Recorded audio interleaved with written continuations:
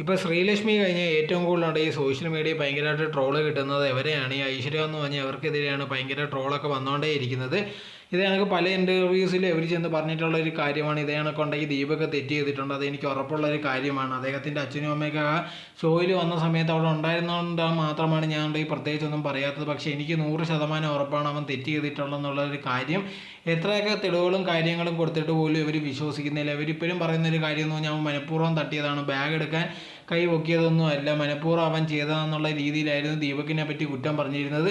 ഇപ്പോൾ ലേറ്റസ്റ്റ് ആയിട്ടുണ്ട് ഈ ഷിംജിതയുടെ കാര്യം തന്നെ എടുത്തു കഴിഞ്ഞാൽ ഷിംജിത ഇതിനു മുമ്പ് ഇതേകത്തുള്ള കാര്യങ്ങൾ ചെയ്തിട്ടുണ്ട്, ഒരുപാട് പേരെ ഭീഷണിപ്പെടുത്തി ഉള്ള വിവരം നമുക്ക് കിട്ടിയിട്ടുണ്ടായിരുന്നു. എന്നിട്ട് പോലും ഉണ്ടെങ്കിൽ ഇവർ ഇതെല്ലാം അറിഞ്ഞിട്ട് പിന്നെ ഉണ്ടെങ്കിൽ അവളെയാണ് സപ്പോർട്ട് ചെയ്തുകൊണ്ടേ ഇരിക്കുന്നത്. അവൾക്ക് അങ്ങനത്തെ ഉള്ള ഒരു അവസ്ഥ വന്നിട്ടുണ്ട്, അതുകൊണ്ടാണ് ഇത് കണക്ക് വീഡിയോ എടുത്തതെന്നുള്ള രീതിയിലാണ്. ഇപ്പോൾ സാധാ രീതിയിൽ നമുക്കൊക്കെ ഒരു കാര്യം കണ്ടു കഴിഞ്ഞാൽ അത് മനസ്സിലാവുന്നതായിരിക്കും, ഒരു സാമാന്യ സെൻസ് ഉണ്ടായിരിക്കും. എന്നിട്ട് പോലും അത് എവർക്കുണ്ടെങ്കിൽ അതിനെപ്പറ്റി ഒന്നും മനസ്സിലാവുന്നില്ല. പിന്നെ ഉണ്ടെങ്കിൽ ഷിംജിതയെ തന്നെയാണ് സപ്പോർട്ട് ചെയ്യുന്നത്, ഒരു വിഭാഗത്തെ മാത്രം സപ്പോർട്ട് ചെയ്യുന്ന ഒരു ഗ്രൂപ്പാണ് ഇവർ.